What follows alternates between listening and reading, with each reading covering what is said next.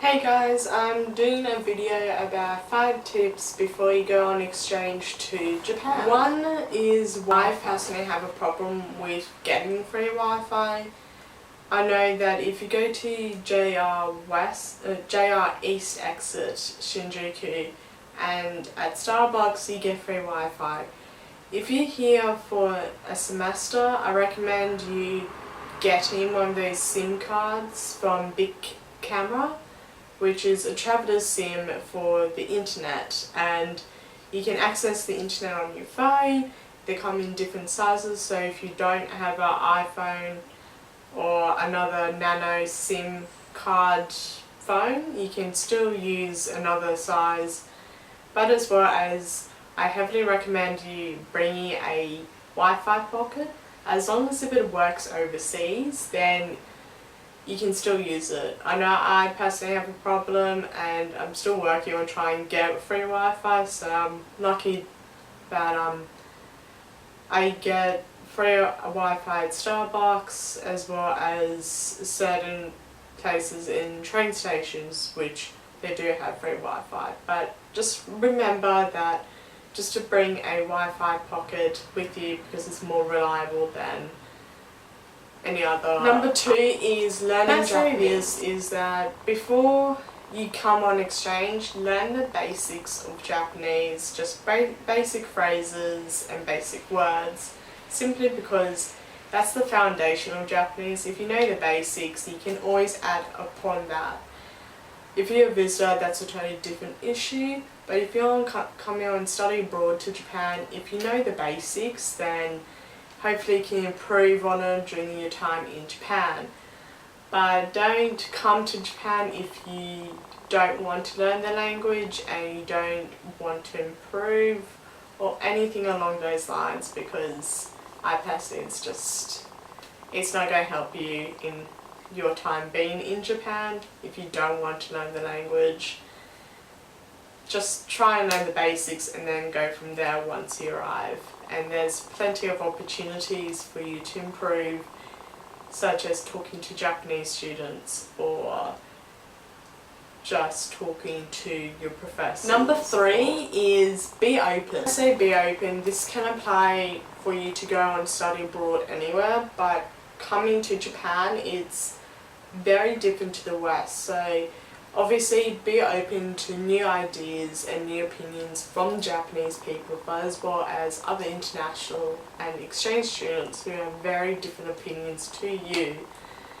I sort of struggle with this because there's a lot of different opinions coming from a lot of other people from across the world, but as well as you will come across very different opinions, and you'll learn that maybe your opinion is not correct or it's very different to other people, especially when it comes to a lot of other Western countries. I know that I've met people from Canada, America and a lot of other Western countries that have a very different opinion to Australian views, but as well as even when I'm talking to Australian people, they have a lot of different opinions, very different to what I was raised in. So just be open that there's a lot of other people and a lot of different people in just one area or your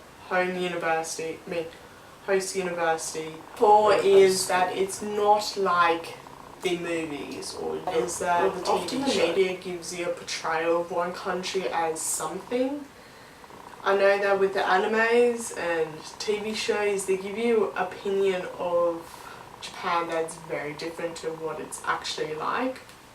For example, I know that when I came to Japan for the very first time, I thought that all the Japanese girls are really thin, pretty, and their skirts are really short and whatnot, which is not generally the case, where a lot of Japanese girls, especially with their school uniform, their skirts are the same size as like same length as like my school skirts when I was in high school. So it gives you a false opinion. I'm not saying that it doesn't sort of speak the truth, but like there's partial truth to like the media's portrayal and the anime's portrayal of Japan, but it's generally not the case, and you have to keep your mind open that the stereotype is generally not true, so just be aware that don't keep your head like don't think that the anime or the TV show or the media is portraying Japan how it is. Just, it gives you an idea sort of thing, but not the 100% accurate idea of Japan. So just keep in mind. Number 5 is have fun, your host country, and you gotta make the most of it.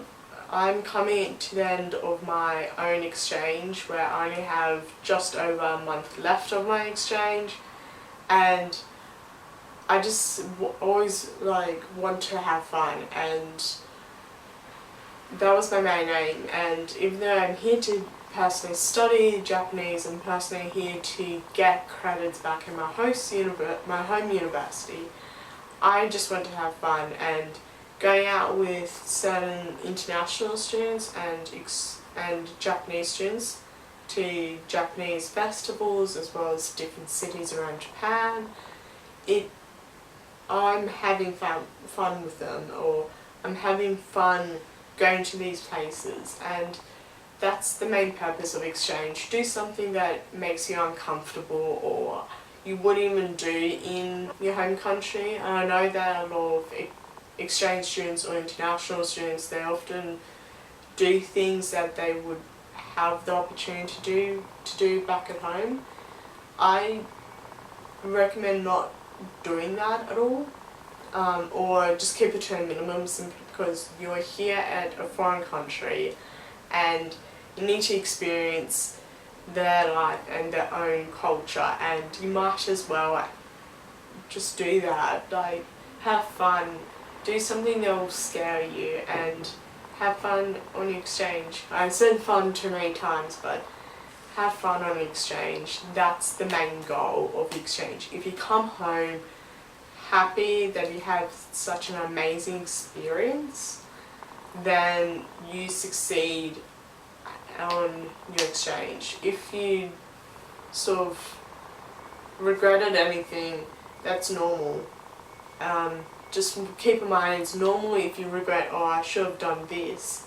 It's completely normal.